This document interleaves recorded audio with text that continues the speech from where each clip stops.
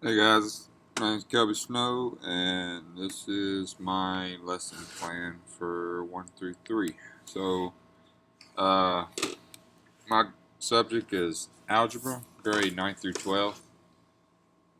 So here we go. 1, learning objectives, Common Core State Standard. Mine is HSF.IF.C.7-A, and that is to graph linear and quadratic functions and show intercepts, maxima, and minima. So, what is your objectives for student learning for this lesson? The student will be able to identify whether a given equation is either linear or quadratic. Once they will determine this, the student will be able to find the x and y intercept. Then they'll be able to determine whether the equation has a maxima or minima given the coefficient of the equation. Why have I chosen this objective? I chose it because graphing is a major concept in algebra.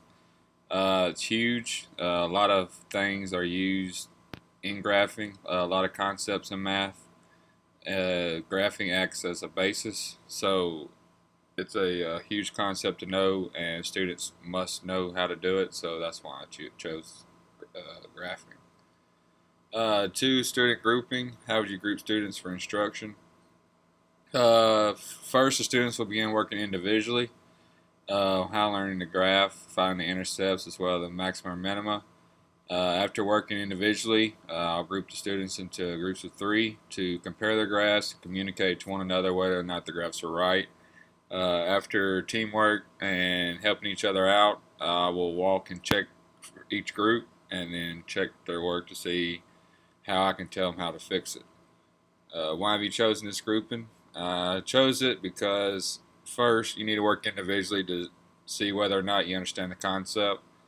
Uh, that way they know what did I learn from what the teacher presented me. What do I know by myself, not without anybody's help. Then after that, putting them into a group so they can work together. I said if you're automatically put into a group, there's a chance that you'll horse around, that you won't try to work it on it individually. If you have somebody else that'll work on it, then you don't have to do anything. Then you'll just not pay attention at all, and then you won't learn anything at all. So you don't know what you yourself knows how to do anything. Then I said I would put them into groups of 3, and I chose 3 because it's not too small, it's not too big. Usually huge groups. From experience, I know if you have a huge group, half the group will do the work, half will not. So with the group of 3, yeah, you steadily have communication back and forth. So a lot of work is getting done. There's not that much playing. And then 3, methods, instructional strategies. What teaching methods will you use for this lesson? During the lesson, I will first use lecture. I would demonstrate the concept to the classroom on the whiteboard, showing them an example of a linear and quadratic equation and showing how to find the intercepts and given the coefficient, whether it has a maximum or minimum. I would then use a visual aid so they could visually compare the two.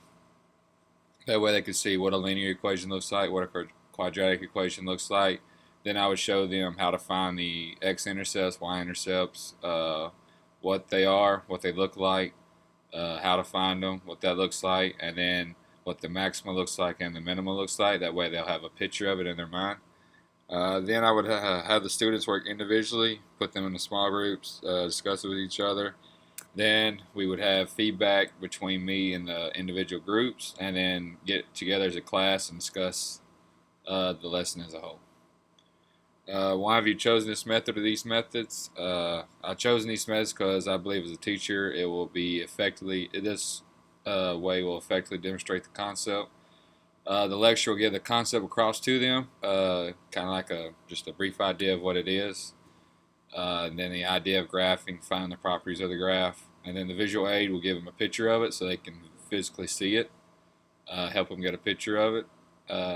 So they'll see what exactly they're looking for, what exactly an x-intercept is, what exactly a y-intercept is, what a maxima is, what a minima is.